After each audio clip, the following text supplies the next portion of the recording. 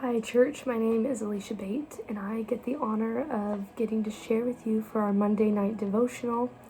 And today, I just wanted to share with you, I'm reading this book called On Beauty and Faith. And there's some things in there that have just really been challenging me in my faith and in my walk with Jesus. And so I just thought I'd share with you. We're about 9 months or something like that into this pandemic thing, and we were just talking a couple Sundays ago about how we're all kind of a little grieved by some of the people we've lost touch with because of all these restrictions, and some people who claim to be followers of Jesus but have kind of just decided that their comfort matters more to them and their rights matters more to them than the work of God. And so with that in mind, I don't know where you stand with all of that, but with that in mind, I just wanted to read just a little piece of this book that I'm reading, something that really challenged me, that really caused me to think and ask some questions about my own faith and how I'm operating as a Christian in this season. So I want to read it to you, and then we'll just ponder on some of those things together.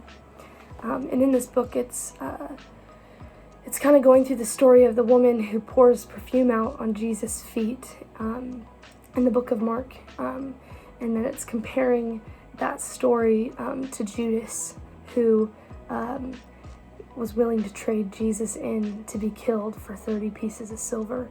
And so as we go through this, I just want you to just drop what you're doing and just take a minute and just put yourself in these two stories and just ask Jesus which one you more relate to in this season of life. So I'll start here. The woman is not alone in making an offering for Jesus. In sharp juxtaposition, Mark describes Judas Iscariot and the chief priests making a cheap bargain to arrest Jesus immediately after the woman's act. One gospel author writes that Judas accepted 30 pieces of silver to hand over Jesus. 30 pieces. At the same table, we find two vastly different forces, the woman and Judas. Mark includes them together to depict opposites. In a way, the bargain makes his betrayal worse. For Judas, a meager 30 pieces of silver is enough payment to betray Jesus. Rather than participate in God's plan for Jesus in the world, he attempts to end it. If we desensitize and drift further from generous worship, we risk hardening ourselves into paths of temptation, betrayal, and rebellion. Between Judas' bargain and the woman's offering, one question burns through the scripture. What is Jesus worth? A jar of perfume? 30 pieces of silver? In another scripture, Jesus himself answers the question. And that's in Matthew 19:21. It says, Jesus answered, "If you want to be perfect, go sell all your possessions and give to the poor, and you will have treasure in heaven. Then come follow me." To this woman, Jesus was worth everything. She had no reservations with her costly, prized perfume, likely worth a year's wages. She broke it. To her, generosity towards God was not a matter of percentages. She offers the entirety of herself and her possession. We may not liken ourselves to Judas, but like the rest of those in the room that day, we can often be stingy with Jesus. We can consider time, lifestyles, or money as detached categories of which Jesus simply requires a cut of. We can despise his oversight, theologizing his teachings about our pockets to sit more comfortably with us.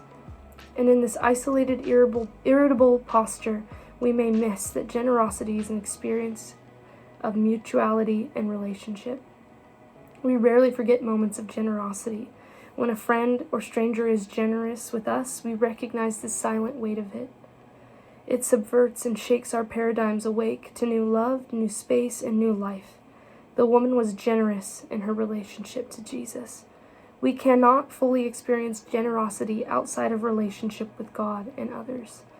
It is deeply intertwined with our affection, worship, and participation in God and his kingdom. So after reading that, I just want to leave you with one question. What is Jesus worth to you? Is he worth obedience? Is he worth restrictions? Is he worth it to you at all? Or are we quick and willing to trade him in at a simple little rule or a mask even? Nobody likes what's going on in our world right now, trust me, and it's not just America. But are we willing and able to follow Jesus no matter what? Or are we quick to trade him in? What is he worth to us? Our actions show it. So I just want to encourage you throughout this week to take some time and pray and just ask God, what are you worth to me? Am I quick to trade you in? Or am I quick to honor and obey you no matter what it looks like?